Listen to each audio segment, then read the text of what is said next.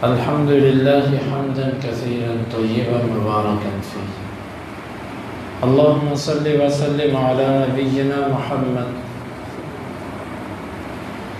آج اللہ تعالیٰ کی توفیق سے، اس کی رحمت سے ہم نے 14واں روزہ رکھا۔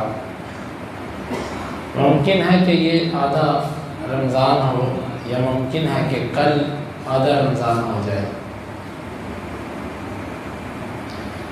میرے بھائیوں، ایک اہم بات کہ اللہ کی رحمت کے یہ 14 دن گزر گئے، ہم نے اللہ تعالیٰ سے استغفار کی ہے کہ نہیں کی؟ استغفار کا مطلب 3 چیزیں اپنے ذہن میں رکھیں اور پھر استغفار ہمیں فائدہ دے گا۔ پہلی چیز ہے کہ استغفار کا مطلب سمجھیں کہ استغفار کس چیز سے کرنا ہے۔ استغفار صرف اور صرف یہ نہیں کہ آپ نے اگر کسی کو ظلم کیا، کسی کا مال چھین لیا، کسی کو مارا، کسی کو حق نہیں دیا تو استغفار کر لو، بلکہ استغفار کا تعلق ہمارے زندگی کے تمام شعبوں سے ہے۔ اس کا مفہوم بڑا وسیع ہے کہ میں دیکھوں کہ میرے معاملات کے اندر، تجارت کے اندر کہاں کہاں کوتاہیاں ہیں، میں اس کو بدلوں، اس طریقے کو تبدیل کروں۔ پڑوسیوں کے حقوق میں ملازموں کے ساتھ میرا رویہ کیسا ہے، دوست احباب کے جو حقوق ہیں اس میں میں کیسا ہوں، رشتہ داروں کے ساتھ کیسا ہوں، ان سب چیزوں کو سامنے رکھے بندہ اور وہ اینک لگائے کہ جو اینک دوسرے کے لیے لگاتا ہے۔ جس کڑے پیمانے پر دوسروں کو ہم تولتے ہیں اسی پر اپنے نفس کو تولیں، اپنے نفس پر ملامت کریں، اور پھر اس کے ساتھ ساتھ ہم اپنے اخلاقی معاملات اور اپنے عبادات کے معاملات اور اپنے عقیدے کے معاملات، یعنی استغفار کا تعلق صرف اس چیز سے نہیں ہے کہ جو میں نے حقوق العباد میں کمی کی، بلکہ اس کا مفہوم جتنا وسیع ہم اپنے ذہن میں رکھیں گے اتنی توبہ اور استغفار ہماری بڑی ہوگی۔ ہم ذہن کے اندر چند چیزیں رکھ کے استغفار کرتے ہیں، وہ محدود معنی ہے۔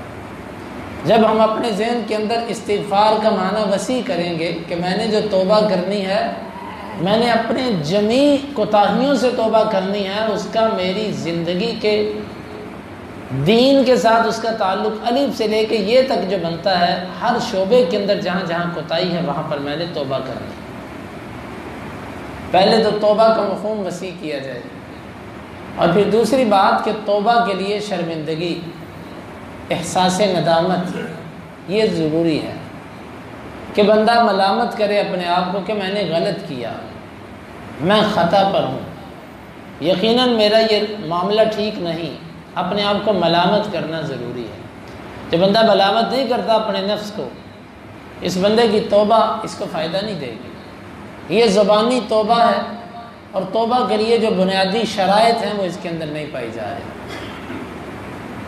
اور تیسری چیز، آئندہ نہ کرنے کا عزم کہ یا اللہ یہ کام میں آئندہ نہیں کروں گا۔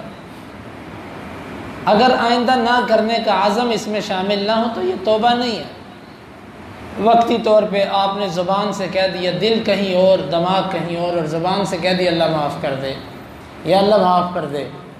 اللہ تعالیٰ کے ہاں ایسی غافل دل کی توبہ قبول نہیں ہوتی۔ اگر اللہ کے ہاں توبہ ہم چاہتے ہیں کہ ہماری قبول ہو تو اس کے لیے ضروری ہے کہ ہم ان 3 شرائط کو ملحوظ خاطر رکھیں۔ اللہ میں آئندہ ایسے نہیں کروں گا، اور عزم کرے اور اس کے اسباب اختیار کرنے کی کوشش کرے۔ ہاں، پھر انسان کا بس نہ چلے، پھر شیطان غالب آیا اور اس نے گناہ کروا دیا، لیکن اگر شیطان گناہ کرواتا ہے آپ پھر دوبارہ توبہ کیجیے، وہ پھر گناہ کروائے پھر دوبارہ عزم کیجیے، پھر کروائے پھر عزم کیجیے۔ اگر وہ بار بار آپ کی توبہ کو توڑواتا ہے نا، تو آپ بھی بار بار اس کی شیطنت کو توڑیے، اس کی شیطانیت کے خلاف آپ بھی عمل کیجیے۔ تو یہ توبہ ضروری ہے۔ رمضان المبارک سے بہتر دن کیا ہو سکتے ہیں؟ معروف حدیث جو آپ نے سنی، اللہ کے نبی صلی اللہ علیہ وسلم نے بار بار آمین کہا، اس میں سے ایک یہ تھا کہ جبریل امین نے کہا کہ اللہ اس کو دور کر دے، ابعدہ اللہ اس بندے کو دور کر دے کہ جس کی زندگی میں رمضان آیا اور وہ اپنے گناہوں کو معاف نہ کروا سکا۔ بھائیو، ہم میں سے ہر بندہ صرف اپنی فکر کرے، دوسرے کو ہم چھوڑ دیں، دوسرے کی فکر ہم ترک کر دیں۔ میں نے اپنا جواب دینا ہے، میں نے اپنی قبر کے اندر جانا ہے، میں کس حد تک کہاں تک ٹھیک ہوں، اور ہم اپنے آپ کو جو مدح کے انداز میں، تعریف کے انداز میں دیکھتے ہیں نا، اس دیکھنے کو بھی ہم چھوڑ دیں۔ دوسرے لفظوں میں ہم اپنی خوبیاں دیکھنا چھوڑ دیں اور اپنی کوتاہیاں تلاش کرنے کی کوشش کریں، اپنی خامیاں تلاش کرنے کی کوشش کریں۔ دوسروں کے لیے جو بدگمانیاں ہیں وہ اپنے لیے پیدا کریں، دوسروں سے ختم کریں۔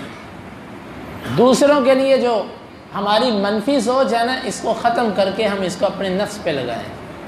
واللہ جس بندے نے اپنے نفس کا محاسبہ خود شروع کر دیا اور اپنے نفس کے خلاف اس نے ڈانٹ ڈپٹ اور یہ معاملات خود شروع کر دیے، اس کا معاملہ اللہ کے ہاں بڑا آسان ہے، اللہ تعالیٰ کے ہاں اس کا معاملہ آسان ہو جائے گا۔ دیکھیے رمضان گزر رہا ہے، تیزی سے گزر رہا ہے، اور ہماری توجہ کدھر ہے؟ ملکی حالات ایسے بنا دیے گئے، معاشرے کے حالات ایسے ہیں، جس جگہ ہم رہتے ہیں ان گلی محلوں کے حالات ایسے ہیں کہ ہم اصل چیز کی طرف رجوع نہیں کر رہے۔ سحری کے وقت بھی اللہ تعالیٰ نے فرمایا کہ سحریوں میں استغفار کرنے والے، اور غروب آفتاب افطاری کے وقت لوگ کھانے پینے اور ان چیزوں کے پیچھے پڑے ہوتے ہیں کہ فلاں چیز بھی لے آئیں، فلاں بھی لے آئیں، فلاں بھی لے آئیں۔ اللہ کے بندو، جو روزے کا مقصد تھا، جس کی اللہ نے ہمیں بھوکا بھی رکھا، پیاسا بھی رکھا، اس میں ہم کہاں تک کامیاب ہوئے؟ یہ اوقات ہیں، اللہ تعالیٰ سے استغفار کریں، اللہ تعالیٰ سے معافی مانگیں، تنہائی میں ہم بیٹھیں، اللہ سے دعائیں کریں بار بار کہ یا اللہ تو توفیق عطا فرما، میں اپنے آپ کو بدل جاؤں، میں اپنی اصلاح کر لوں۔ واللہ یہی اعمال کی قبولیت کی علامت ہوتی ہے کہ اللہ تعالیٰ انسان کو بہتر سے بہتر کی توفیق عطا کر دے۔ اگر انسان دعائیں بھی کرے اور اس کو بدلا نہ جائے تو اس کا مطلب ہے کہ اس کے اعمال اللہ کے ہاں قبول نہیں، وہ ویسے کا ویسے جیسا وہ تھا اسی طرح، کوئی تبدیلی اس میں نہیں آ رہی، اس کا مطلب ہے کہ اللہ کے ہاں اعمال قبول نہیں ہیں۔ تو آئیے، آدھا رمضان گزر گیا، ہم میں سے ہر بندہ اپنا جائزہ لے، ہر بندہ دیکھے کہ وہ کیا کر رہا ہے، اور قرآن مجید دیکھیے کہ کتنا پڑھا۔ کون ہے ہم میں سے جنہوں نے ابھی تک ایک قرآن مجید مکمل کر لیا؟ ایک نہیں تو آدھا صحیح، کون ہے؟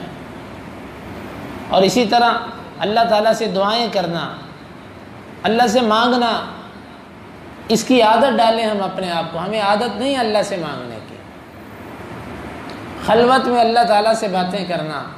افراط و تفریط ہماری زندگیوں کے اندر ہے، ہم اس چیز کے متمنی ہوتے ہیں کہ ہمیں قاری صاحب ہی ساری نیکیاں کروا دیں، دعا بھی قاری صاحب کروا دیں، نماز بھی وہ کروا دیں، قرآن بھی وہی سنا دیں۔ ایسا نہیں ہے، کچھ نیکیاں زندگی میں اجتماعی ہیں اور اکثر نیکیاں انفرادی ہیں۔ یہ چند نیکیاں جن کی اجتماعی حیثیت ہے، باقی سب انفرادی ہیں، تو ہم اپنی انفرادی نیکیوں کی طرف بھی متوجہ ہوں۔ اللہ تعالیٰ سے دعا ہے کہ اللہ تعالیٰ ہمیں اپنے گناہوں کی، اپنے رب سے معافی مانگنے کی توفیق عطا فرمائے۔